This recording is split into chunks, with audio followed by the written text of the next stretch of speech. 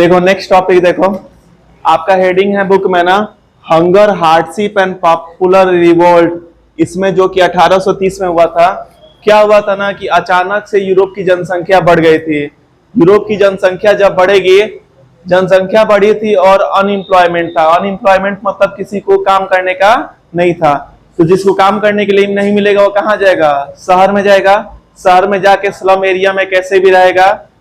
अभी तो देखो पहले शहर में जाके स्लम एरिया में वो रहेगा और पॉपुलेशन इंक्रीज होगी, अनएम्प्लॉयमेंट वहां पे देखी गई। और मिसफॉर्चून ये हो गया ना कि उस समय फसल भी क्या हो गई? खराब हो गई। तो फ्रांस की जनता क्या की? बगावत की, प्रोटेस्ट की, जिसके चलते जो फ्रांस के राजा थे, राजा किसको बैठाया गया था 1815 में, जब नेपोलियन को मारा गया था। नेपोलियन को मारा गया था तो बर्बन डायनेस्टी का एक राजा बैठाया गया था ना।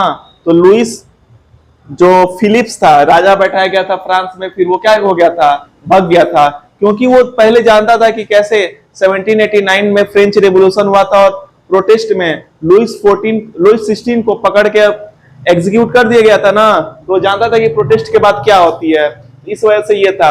देखो 1830 में देखा जाता है, ये डेट याद रखना, 1815 में ही आपका बैटल ऑफ वाटरलू हुआ है और नेपोलियन को मारा गया है।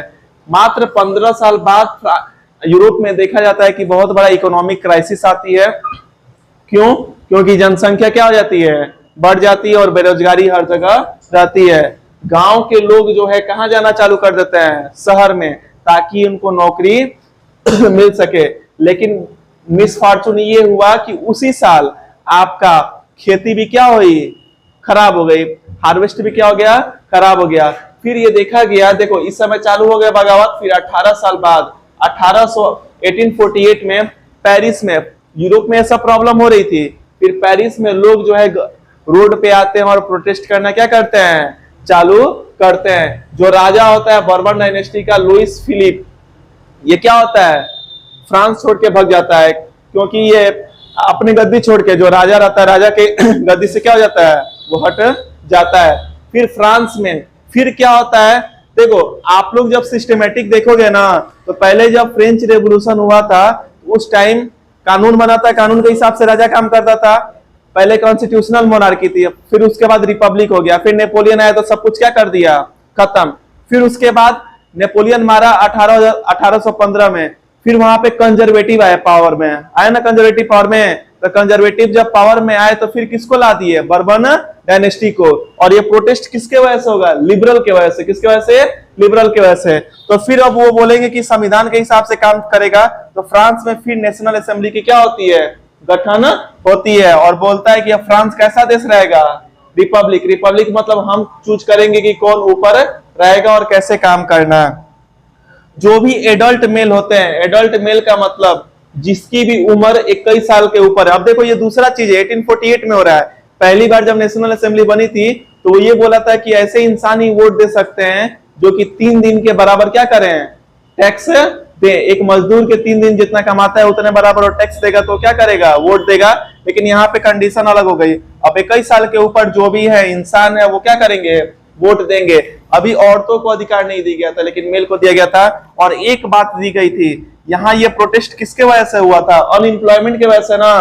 तो बात ये हुई थी कि राइट टू वर्क गारंटी कर दिया जाएगा, कि सबको काम करने का, सबको कुछ ना कुछ जॉब सरकार क्या करेगी? देगी। क्योंकि अनएम्प्लॉयमेंट की वजह से ये हुआ था। या करो इसको, फिर आगे से बता रहा हूं। देखो ए क्लास, एक और इंसिडेंट होता है। 1848 की कहानी पढ़ रहे हैं ना, देखो पहले बाद में लिखना। 1848 में पोलैंड में एक जगह था सिलेसिया नाम का। कौन सा जगह था? सिलेसिया। वहां पे लोग बगावत करते हैं। देखो पहले हम लोग पढ़े हैं, अभी इसके पहले पढ़े हैं कि अनएम्प्लॉयमेंट ज्यादा बढ़ गई थी। लोगों के पास काम करने के लिए कुछ नहीं था, वो शहर में जा रहे थे और हार्वेस्ट भी क्या हो गया था? खराब। फसल भी क्या हो गई थी? खराब हो गई थी। जो वीवर होता है ना, जैसे कपड़े बुनने वाले, तो कपड़े बुनने वाले थे, हाथ से बुनते थे और कुछ ना कुछ क्या करते थे? वो कमाते थे, लिवलीहुड अपना गुजारा करते थे। कुछ ठेकेदार आ गए, इंडस्ट्रियल रिवोल्यूशन होगा तो अब मशीनों से बनने लगेगा और कपड़ा का दाम क्या हो जाएगा? सस्ता हो जाएगा। तो वीवर से कोई खरीदेगा? कॉन्ट्रैक्टर वाले क्या किए ना कि ज्यादा बड़े लेवल पे सस्ते कपड़े क्या करने लगे, बनाने लगे। तो वीवर की डिमांड कम होने लगी और कॉन्ट्रैक्टर क्या होने लगे, पावर में आने लगे। अब बताओ इतनी प्रॉब्लम चल रही है, खुद वो कैसे भी गुजारा करते थे, तो वीवर क्या कर देंगे, रिवोल्ट किसको कर देंगे, किसके खिलाफ करेंगे, कॉन्ट्रैक्टर जो ठेकेदार है उनके खिलाफ करेंगे। क्यों क्यों करेंगे? क्योंकि वो इकोनॉमिक हार्डशिप देख रहे थे, क्योंकि कपड़े की दाम कौन कम कर दिए थे, कॉन्ट्रैक्टर। और यही वीवर का काम ही होता है कपड़े बुनना, तो अपना काम नहीं करेगा तो करेगा क्या, कैसे उसका गुजारा होगा।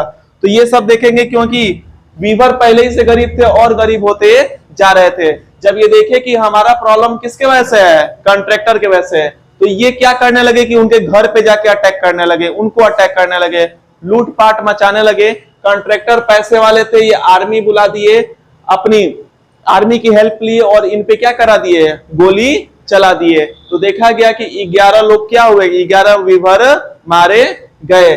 और इस चीज की जो पुष्टि है, इस चीज को जो देखे थे यूरोप में ये करते हुए, पोलैंड में, इस चीज की जानकारी देते हैं विलियम वोल्फ। कौन देते हैं, विलियम वोल्फ। ये नॉर्मल सी कहानी है, जो वीवर होते हैं और कॉन्ट्रैक्टर के बीच में जो हड़प हुई थी उन्हीं की कहानी है, और विलियम वोल्फ इसके बारे में बताते हैं। इसका लास्ट टॉपिक देखो यहाँ पे, जो 1848 में रिवॉल्यूशन हुआ था, अब लिबरल के द्वारा। लिबरल कौन से थी, लिबरल वो ग्रुप थी जो कि तीसरी ग्रुप आई थी, मिडिल क्लास वाली ग्रुप थी ना आपका, जो आपके एक एरिस्टोक्रेसी क्लास थी और एक आपके कौन थे, पीजेंट थे। उनके अलावा जो तीसरी ग्रुप आई थी वो कौन सी थी, लिबरल।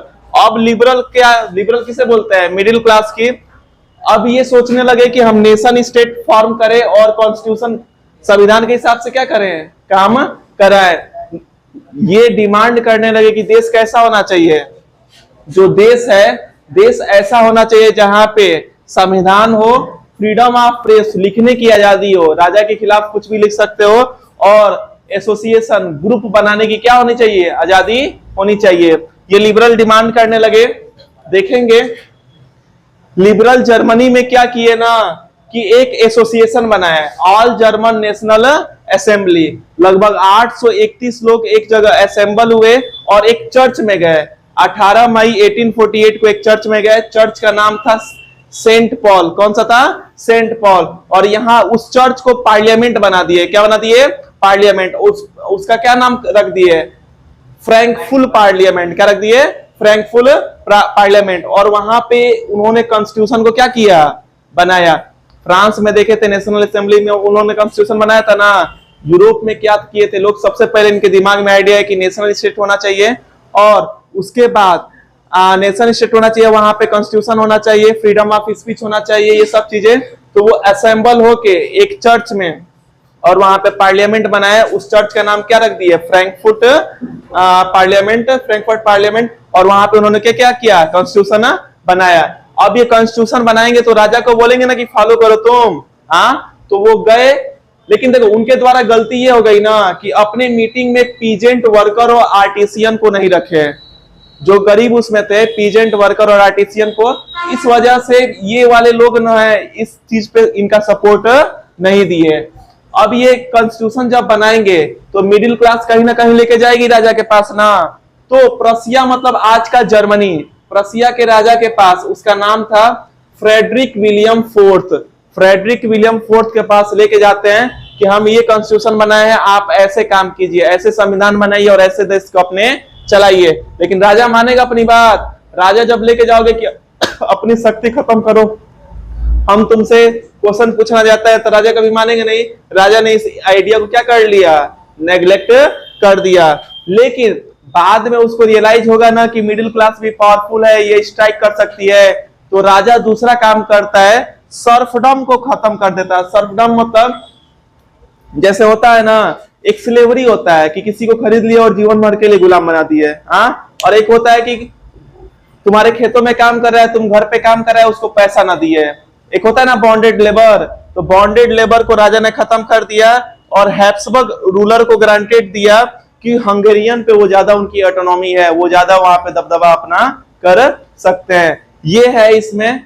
फिर उसके बाद आगे आपका जर्मनी का फॉर्मेशन, प्रसिया वही, इटली का, ब्रिटेन का, वो मेन है क्वेश्चन आपके उससे आते हैं। और लास्ट में जो भी है हम लोग कल से पढ़ेंगे। इसमें बताओ क्या नहीं समझ में आ रहा है? ये राजा कुछ ना कुछ ऑटोनॉमी देगा ना, जैसे राजा के पास गए कि आप ये कीजिए। इस समय कॉकरोच जनता पार्टी मोदी के पास गई ना 3 रेजोल्यूशन लेके कि धर्मेंद्र प्रधान का इस्तीफा होना चाहिए, जो जिसके ऊपर केस चल रहा है उसको खत्म करो, फिर 1 करोड़ का जुर्माना। तो कम से कम पहला तो वो खत्म किया है ना, धर्मेंद्र प्रधान का क्या हो गया है? इस्तीफा। तो ये कॉन्स्टिट्यूशन को माने नहीं, तो राजा कुछ ना कुछ अपने तरफ से देगा ना कि ये लोग गुस्सा ना हो, तो क्या कर देगा? सर्फडम को क्या कर देगा? खत्म। सर्फडम मतलब बाउंडेड लेबर होता है, काम कराए और बेगारी कराए, काम कराए और पैसा नहीं दिया। पहले चलता था, उसको राजा क्या कर दिया? खत्म कर दिया। फिर जो हैब्सबर्ग रूलर होते थे उनको और ऑटोनॉमी दे दिया कि तुम अपने एरिया में हंगेरियन पे और ज्यादा काम कर सकते हो। बेसिकली राजा अपनी पावर क्या किया? कम किया। जो नीचे के रूलर थे उनको और ऑटोनॉमी दे दिया, अपने एरिया में काम कर सकते हो। घुस जाओ ना, कल क्यों नहीं आए थे?